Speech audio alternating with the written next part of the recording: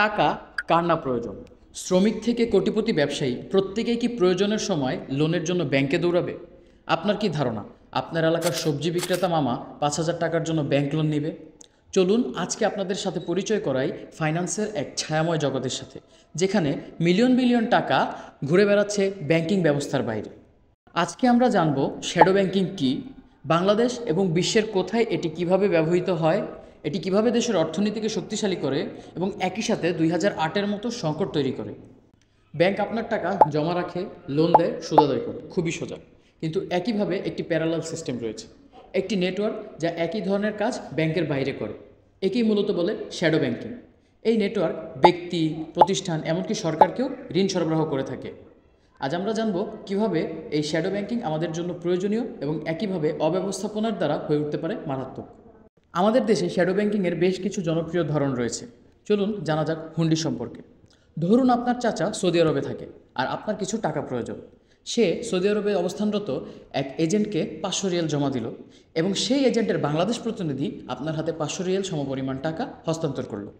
এটি খুবই সহজ একটি ট্রানজ্যাকশন।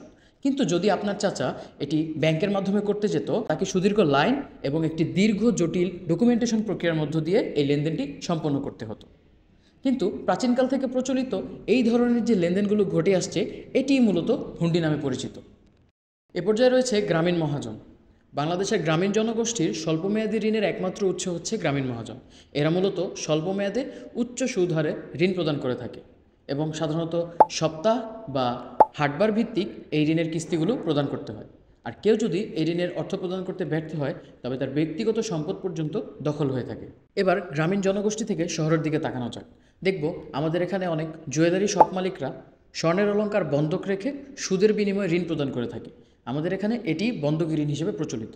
মোবাইল ফাইন্যান্সিয়াল সার্ভিস যেমন বিকাশ, নগদ, রকেটের এজেন্টরা এই এমএফএস কোম্পানিগুলোর সুনাম ব্যবহার করে সাধারণ গ্রাহকদের থেকে সুদের বিনিময় অথবা সুদের বিনিময় ছাড়া মোটা অঙ্কের অর্থ ঋণ গ্রহণ এবং ঋণ প্রদান করে থাকে, যা প্রাতিষ্ঠানিক নজরদারি বহির্ভূত এবং অনেক ক্ষেত্রে তা অবৈধও। বাংলাদেশ ভারত সীমান্তে অনেক ব্যবসায়ী ব্যাংকিং চ্যানেলের বাইরে গিয়েও বৈদেশিক মুদ্রার লেনদেন সম্পন্ন করে থাকে। এটিও শ্যাডো ব্যাংকিংয়ের অংশ। তাহলে প্রশ্ন আসতে পারে, মানুষ কেন ব্যাংকিং চ্যানেলের বাইরে গিয়ে এই শ্যাডো ব্যাংকিংয়ের সেবা গ্রহণ করে থাকে? মূলত লম্বা লাইন, বিভিন্ন ধরনের প্রশ্ন, ডকুমেন্ট এবং সময়ের যে ঝামেলা রয়েছে, এগুলো এড়ানোর জন্যই মানুষ শ্যাডো ব্যাংকিংয়ের পরিষেবা গ্রহণ করে থাকে এবং বাংলাদেশে এটি এত জনপ্রিয়। আপনার মতে এই শ্যাডো ব্যাংকিংকে নিয়ন্ত্রণ করা উচিত নাকি আর্থিক ব্যবস্থার একটি অংশ হিসেবে গ্রহণ করা উচিত? মতামতটি কমেন্ট করুন।